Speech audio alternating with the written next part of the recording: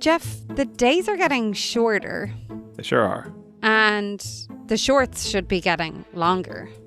They should be turning into long johns. No, I say lean into it. Shorter days, shorter pants. Okay. But, you know, remember in the summer we did our summer shorts? I was thinking for the winter, to mimic these short days, we should have some winter shorts. How about we compromise? I'll wear pants, but we'll make episodes that are short. Excellent. You can't say pants, though. You'll wear long johns. I've never worn long johns, and I'm not going to start now. Do you know, it's also the season of gift giving. And our listeners always say that the time machine is the thing that brightens up their day. So why not do one episode on a time machine and one episode on a recap of a really short series podcast? That's a great idea. I think we should do it. I'm so glad you just came up with that right now. I know. That's it. It's not the tequila. It must be the cold weather. Let's try it out. Let's see how it goes. Come and join us for our series of winter shorts here on So Much Crime. So Little Time.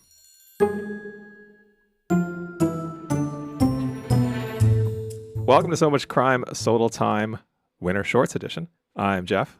And I'm Dee, and in this episode, we'll jump in the time machine to set the scene for a short true crime story. After we get ourselves stuck in that year and place, we'll come back next time and discuss the crime. We'll put a link to the show that we're going to be discussing next time in our show notes if you want to go check that out. For now, though, if you've just finished your hot cocoa or your hot whiskey, let's put on our hat, mittens, and cut off long johns and head out in the snow. All right, Jeff, to fully prepare for our story, where do you think we should go first? Dee, I think we should hop in the time machine. Let's do it. Let's get a sneak peek at the time and place we'll be discussing on our next episode. This crime spanned over 9 years, nearly a decade. It's too long. However, the trial began in September 2024. So we're going to jump in to the time machine to September 24 in Mazan, France. Are you ready? I mean, we don't have to go back that far. It shouldn't take that long. It shouldn't take that long. But then I got ahead of myself and I just had so much fun with some of the things that I found out. Okay, first of all, I wanted to see, do you have any idea of the top movies or the top music in September 2024? I mean, it was just over a year ago. I'm going to say something Taylor Swift and something. What would be in the movies? I don't remember going to the movies last year. Some sequel to something. There's definitely a sequel of some kind. There was a sequel. There was a prequel. There was an animated adventure, and there's a horror thriller film. That sounds like what gets put out in the movies these days. Yeah, I believe you. Okay, so some of the top movies, we won't actually be discussing movies very much because I didn't know any of them and I didn't care about them. Beetlejuice was one. Oh, I saw that. Great. Delighted for you. I hope you had fun. Transformers 1, that's all you're going to be hearing about that movie. Transformers 1 was a prequel in the Transformers franchise. The Wild Robot was an animated adventure. And Speak No Evil was a horror thriller film. Definitely didn't see it. Excellent. Delighted for you movies. We are moving on. Taylor Swift did appear in the top albums of the time because, you know, we had the Tortured Poets Department. The anthology was out. It continued to be a huge success because, you know, Taylor. And then we had two other people who had albums in top albums at the time. One of whom we're going to talk about now. The song was actually number 5 in September 2024. So I'm going to start off by reading some lyrics. I don't think you're going to get this, but let's see. Anyway. Great. I'm going to read the first few lines, then I'm going to assume you don't get it. So I'm going to move to the chorus and blank the thing, because that's the easiest part and I still don't think you're going to get it. I love your optimism about my ability to guess a song. Yeah, it's not Van Halen. I'll give you that much. Okay. I want you to stay till I'm in the grave, till I rot away, dead and buried, till I'm in the casket you carry. If you go, I'm going to, 'cause it was always you, all right. And if I'm turning blue, please don't save me. Nothing left to lose without my baby. Oh, I feel like I know this. I feel like I've heard You this. do. Okay. Blank. We should stick together. I know. I said I'd never think I wasn't better alone. Can't change the weather. Might not be forever. But if it's forever, it's even better. That's the chorus you're doing right now? Yeah. Do any of those words rhyme with a word in the title? Yes. What's the word that rhymes with the word in the title? Weather. That wasn't the one I was hoping. Okay. I'm going to do the next part and I'm going to not flat read it. I'm going to try and put a little jingle to it, although my jingles are terrible. You're so full of shit. Tell me it's a bit. No. Say you don't see it. Your mind's polluted. Say you wanna quit. Don't be stupid.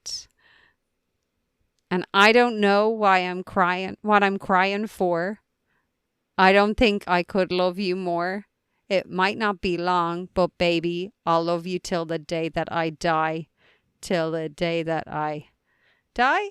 What if you tell me the Till name the light leaves of my the song, eyes. and then I guess the name Till of the the song? day that I die. It's by Billie Eilish. No, I mean I know Billie Eilish. I don't know what song this is. Rhymes with weather. Feather, heather, Yes. leather. Rhymes with feather. It says feather. We should stick together. Wait, feather is the word? What's the phrase with feather in it that afterwards says, like, that's related to we should stick together? Birds of a feather?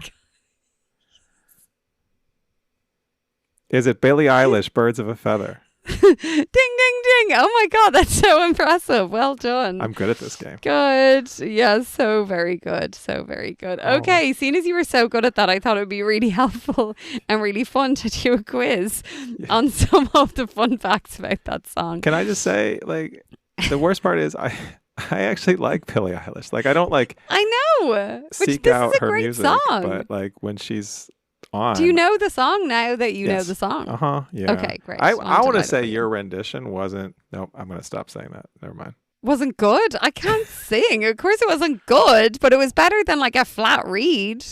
I told you something feather, we should stick together, and you still didn't get it. So don't put this on me. Yeah. No, that's fair. You all but gave it to me. Okay.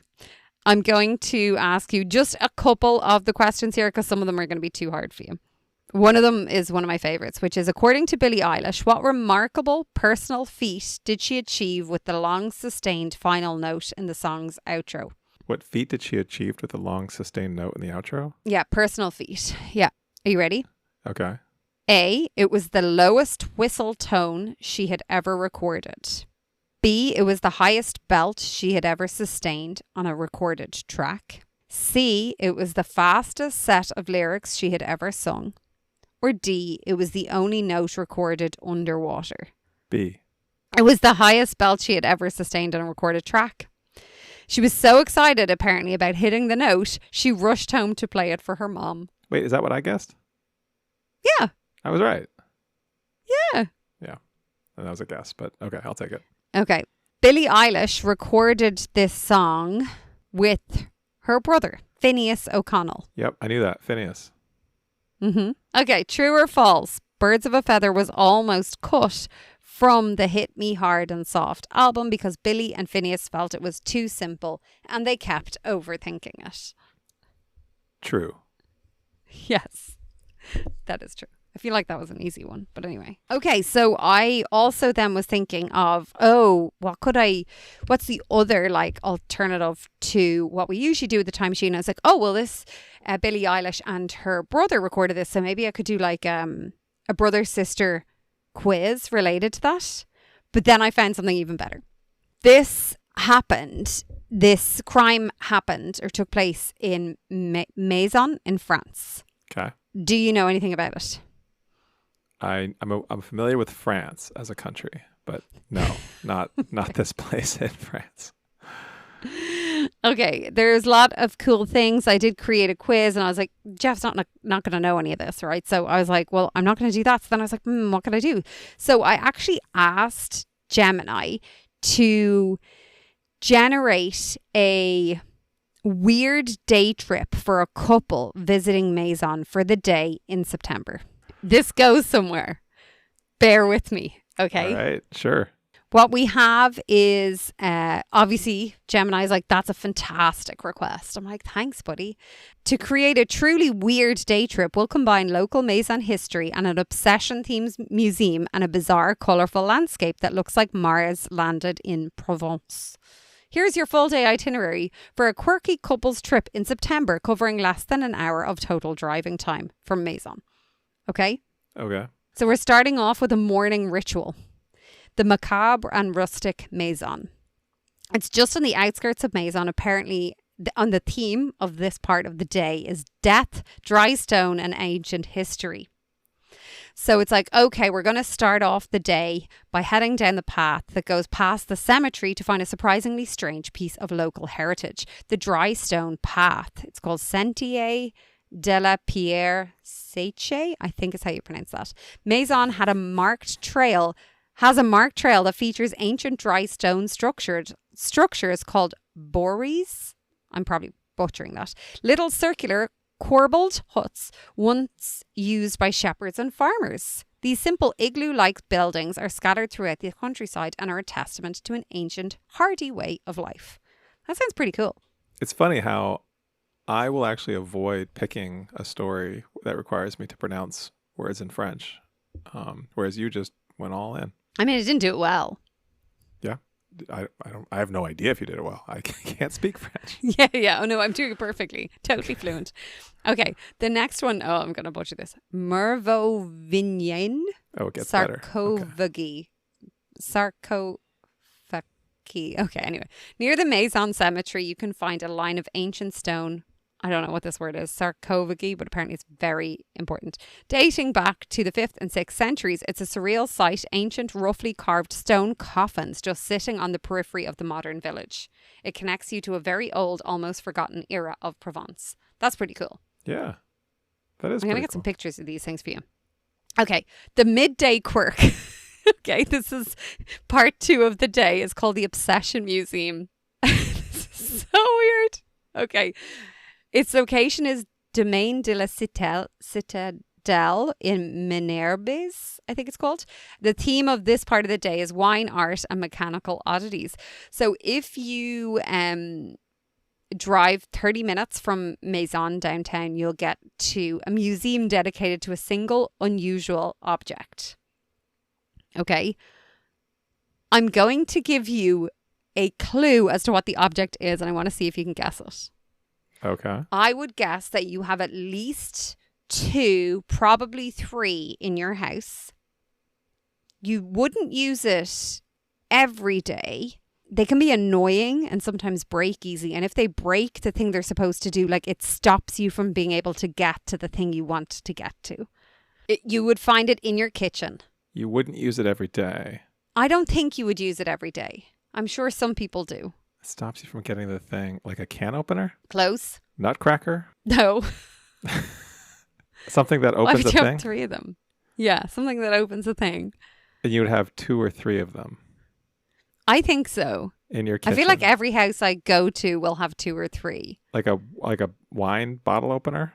Corkscrew? Yes, a corkscrew. Exactly. So this museum is like focused solely on the corkscrew.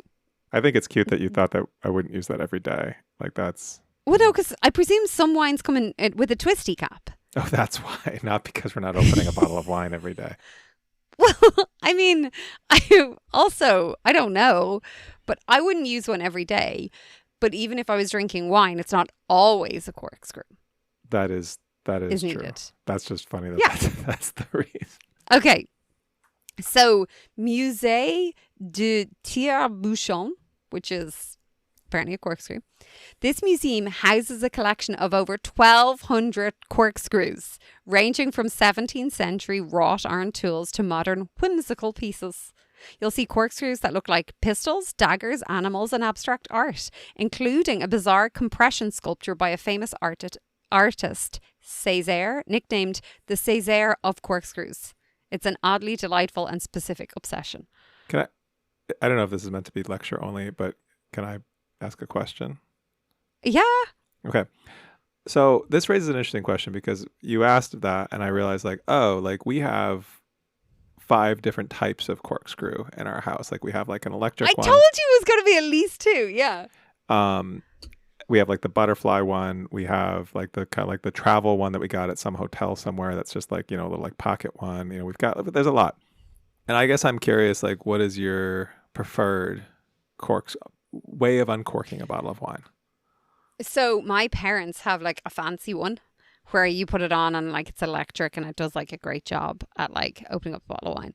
But honestly, the one that's going to work the best is going to be the simplest one, I think. Boy, I disagree. Oh, really? Because we have a nice rechargeable handheld electric one that I like a lot and is very simple. But I also think the butterfly one, which is a little bit more complicated, is the best manual one. I think that's the one, that's my go-to. So my parents' one isn't electric, but it's like this whole contraption that you put it over the wine, you hold it here and you pop it up. Like a lever? It's like a lever. Yeah. Yeah. Yeah, those are, that takes up a lot of space, doesn't it? Not really. Oh, wow. I mean, probably less space than the 5 that you have. They're really small, actually. It's also, this museum is actually located at a winery. Of course. So you can pair your visit with a tasting of Côte de Luberon wine or a peaceful stroll through their 5-acre botanical garden of medicinal, aromatic and magical plants. What if your life's goal was to use every one of those corkscrews to open a bottle of wine? The 1200. Use a different corkscrew every bottle. I mean, how long are we on holidays for? Oh, it's 1,200. I thought you said 12,000. No, 1,200. Oh, that's just like a good year. Okay, lunch. Next up, we're just at lunch by now. So we've gone to the winery. We've gone looking at the corkscrews and looking at the pre-wine coffins. lunch. Pre-lunch wine. Okay. Absolutely. You're on holidays. You're in France. They have wine with their breakfast. They don't. Yeah, good point. Okay. Eccentric Village Bistro. Opédé Le Vieux. Apparently, it's a little tiny bistro full of quirk and loveliness. It's a perfect spot for a rustic and relaxed Provençal lunch. And after the walk, or after your lunch, you can walk on a cobble path to the ruins of a castle and a church. And then up to the top of for a magnificent sweeping view of Lebrun Valley. I kind of want to go here now. Like LeBron James Valley? Yeah, it's just got like loads of statues of LeBron James. It's a weird choice. Weird place for that, but okay, sure. And the afternoon finale is the Martian landscape. Okay? This is a bizarre geology and industrial history here. It's about 40 minutes away from our first one, from the Corkscrew Museum. So we're going to the Colorado Provençal near Rostel. This site is the result of 4 generations of ochre mining. So this site is a result of 4 generations of ochre mining, leaving behind a magnificent alien landscape. The ochre quarries, you can walk through varieties of red, orange, yellow, and even purple sand and rock formations. Kind of giving petrified forest vibes. I haven't been there, but the vibrant colors and sculptured canyons are reminiscent of the American Southwest National Parks, hence the Colorado nickname. Sorry, I stopped listening because cool? I was looking at pictures of it, and it is super cool, actually. I kind of want to go to there. Okay. It said, don't wear white if you go. Yes, that was one of the things it did say. Okay, so are you ready? Yeah. So what that leads me into is a small, fun quiz, because I looked up, with the corkscrews in mind, the weirdest, niche, oddest, unique focuses of museums around the world. Around the whole world. Okay. All right. Let's do this. Yeah. And I fact checked them. I have like pictures of their websites up for all of them. So FYI. Okay. So I've got 1 in Tokyo, 1 in India, 1 in Iceland, 1 in Massachusetts, that place, and 1 in Croatia. So do you want to pick a place, or do you want to try and pick the weird things that might be associated with these museums? I want to pick the place. Mm-hmm. All right, let's start with Croatia. Okay, Croatia. Any ideas? The Povatica Museum. The what? It's a Croatian sweetbread. Okay, cool. No. This one in Croatia is all about broken relationships. Okay. So it's in Zagreb. The exhibits in Zagreb exhibits objects and mementos left over from failed love relationships. Each donated item is accompanied by a short story and the relationship and its eventual demise. How bonkers is that? This is a whole museum. A whole museum. When in Zagreb. It's the place. Yeah, exactly. All right. Okay. Where are we going to next? Boston, Iceland, India, or Japan? Japan. Okay. Japan. Any guesses? It has something to do with cats. It's a scientific museum, but it's dedicated entirely to this thing. This is in Tokyo? Mm-hmm. A scientific thing. I'll give you its description. Okay. And then you can guess what the thing is. Its collection features over 300 specimens, including an impressive 29-foot long tapeworm. Oh, I don't think I like this. Is it about like parasites? Yes, it's a scientific museum dedicated entirely to parasites. No. It's the Megaroparasitological Museum in Tokyo. I'd rather go to Croatia. I don't know. There's some good ones coming up. Okay, we've got India, Iceland, or Boston. Let's go Boston. Okay. Do you know or have you heard about MOBA? Like MOBA, MOBA? Yeah. Is that an acronym? Yes. Like MoMA, but MOBA. Museum of Boston Art? Mm-mm. The B is incorrect. The rest of the words are correct? Mm-hmm. Bean art. No. How many guesses do I get? One more. Museum of Bathroom Art. No. Although you'll need to hold on to that one for one of the other museums. Oh God. Okay. What's the B stand for, D? Bad art. It's dedicated to the collection. Preservation, exhibition, and celebration of art that is too bad to be ignored. It focuses on works that possess an earnest, though misguided, artistic spirit. How have I been to Boston all these times and never been to this museum? I don't know. Oh yeah, MOBA. Look at it. Some of this is real bad. I know. I know. Oh, they have a second location in Quebec. Okay. Oh, I could do some of this. We've got Iceland and India. I think we should keep Iceland till the end. So let's go to India. Let's do it. Okay, you spoke about bathrooms. Mm-hmm. I did. This is the bathroom one. This Sulabh International Museum of Toilets in New Delhi, India, tracks the history and evolution of toilets, sanitation and hygiene from 2500 BC to the present day. It showcases everything from simple chamber pots to elaborate Victorian commodes. All right. There's a part of this that's actually super interesting. Because, like... I know. Really, I was listening to... This is the nerdiest thing I could possibly say. I was listening to two guys who do this British history podcast, and they were on Conan O'Brien's podcast, because Conan O'Brien is a huge fan of their podcast. And at one point, they're talking about how people are like, everything is going to shit right now in America and the world, and it's terrible, and what a terrible time to be alive. And these guys were like, if you're a student of history, you're like, there's never been a better time to be alive, despite all the things that are going on. For example, the plumbing system. Would you rather be alive now or any point in history, specifically with regards to using a bathroom? And the answer is now is the best time that has ever existed on the history of this planet. That's my whole story. Okay. Thanks for sharing. I don't disagree. I feel like anyone who's struggling with anxiety or, just coping with the world right now, being told, well, at least you can take a shit on a toilet that flushes is not very helpful, but whatever. I see your point. Last one. We're in Reykjavik in Iceland. I'm sorry. I didn't choose this. I do think it's so funny, but I didn't choose this.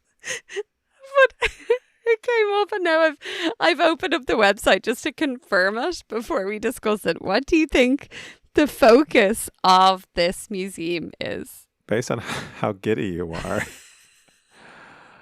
give me a clue. Semi-related to a toilet? Is it bathroom adjacent? It's bathroom adjacent. I would say you'd be adjacent to the toilet. I don't like the sound of this. I won't make you guess. It's the Icelandic, I'm not going to be able to pronounce this word, Paleological Museum in Reykjavik. It houses a collection. What's that word? I don't know. It's penises. I don't know the term, the Paleological Museum, but it houses a collection of more than 200 penises and penile parts belonging to nearly all of the land and sea mammals found in Iceland. Phallological. Yeah, that word. Phallus. Phallological. Yes. I mean, I'm not going to click on the image search for that one. No, but the actual museum, it's like wild. Like, it's just all these. It's just very funny. Anyway, there you go. You've never been more delighted. I didn't with know yourself. that existed. Have you been to Iceland? No, I really want to go. To this museum? No, I really want to go to Iceland. I don't know. Unless my kids are old enough to appreciate that I'm still like a child. Well, I'm like, look at them just floating in the thingamabobs. That's a so-and-so's. I don't think I'll be able to go. Is that the voice you use with your kids? Yeah, that's my mom voice, no? I don't think that's ever emerged on the podcast before. No, I don't know. I think that was just me being, yeah. Anyway, there you go. What a time. What a time. I wonder what other museums exist that we don't know about. What a time.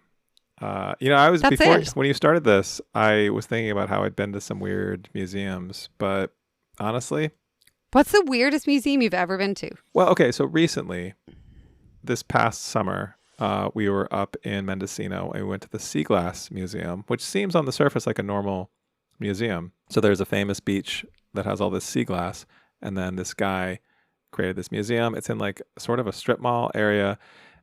And what's weird about it is you walk in and there's some display cases with different types of sea glass, and it's organized by like color and type and whatever. And there's this guy sitting there, and then we walk into like a back room. It's like a 2-room museum. And in the back room, there's more sea glass and display cases. It's kind of the same thing. It's not very big, but there's like 6 TV sets, like old TV sets, like the boxy TV sets, in different parts of the room, all playing videos with the sound on, and there are different interviews with the guy who founded the museum, who then you realize is the guy sitting in the other room, and he's just being interviewed talking about his sea glass collections, and you're hearing it like in surround sound, but different clips, and it's just like this bizarre soundscape of this guy talking, and then you have to walk back through the other room to get out, and he's just sitting there hoping you'll buy something, because one of those museums where it's like donations optional, but like kind of pressured. But also a lot of the signage in the museum is about how it's okay that he took all this glass from the beach, even though when you go to the beach they have a bunch of signs that say don't take the glass. Like it's like the petrified wood. Yeah. The petrified forest or whatever it's called. Yeah. That's very funny. Anyway. Okay, that is me. That is the very extended time machine for today, getting us set up in September 2024 in Mazan in France. Awesome. Thank you.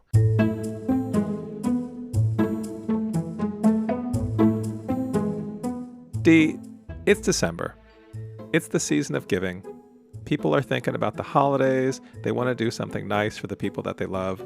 And really, when you think about your family, your friends, who do you love more than the people whose podcast you listen to every week in and week out? And you get to hear fun stuff like the Time Machine segment you just listened to.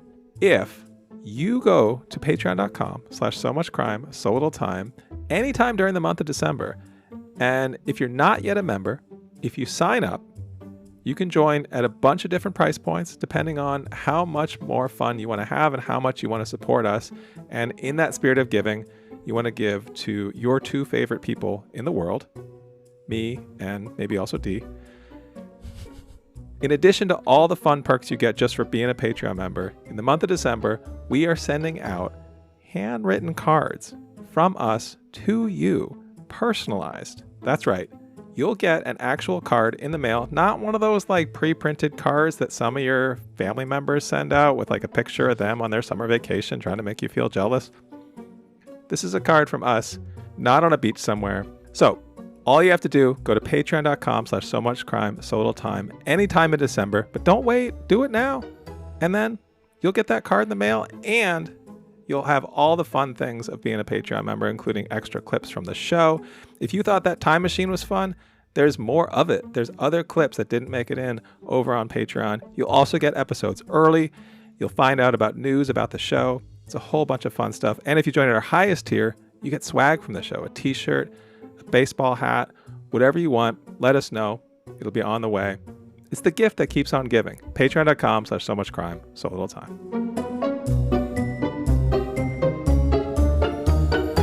All right, D. So we've been in the time machine. We're in France. The year is 2024. It seems like a long time ago, but it's not. Let's shift gears a little bit. What's the crime we're going to be talking about when we come back next time? So next time we're going to listen to one episode of Crime and Coffee Couple. That's the name of the show. The episode is all about the case of Gisèle Pelicot.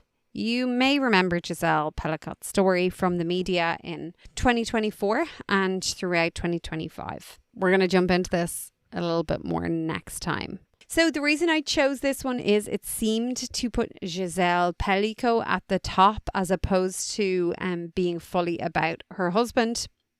And I thought that was really important when talking about this case in particular, because I feel like she became such an icon for women taking charge and not being seen as like the victim, even in a case where she clearly was victimized. Yeah, I mean, this is one of the rare cases we cover where I feel like I actually know a fair amount of the details. I'm curious to hear this podcast because my understanding is, this is a story that's going to go to some dark places, but I mean, she really emerges as a kind of remarkable hero and like with incredible bravery and strength. By the end of this story. So this is maybe a great fit for a one episode series versus I think a longer series would probably have a lot of fascinating detail, but might be very, very difficult to listen to. Yeah, and they just don't exist yet from what I was seeing. Oh, because it's so recent. The series isn't on it yet because it's so recent. What I also liked, so there was a number of podcasts that have covered this story over one episode or maybe two episodes. A lot of them seem to be podcasts we've already touched on. Like there was certain BBC style podcasts or BBC adjacent or connected podcasts. I didn't really want to go down that route. There was an ABC podcast. There was a lot of them. But this one, Crime and Coffee Couple, seems to be a smaller podcast. It's a married couple based in Tampa, Florida, and they cover a different case each week. And I just thought that was kind of an interesting take on it. All right. So it's called Crime and Coffee Couple. And the episode is called A Case of Gisèle Pelicot. It came out in December 1st, 2024. And we'll put a link to that in our show notes.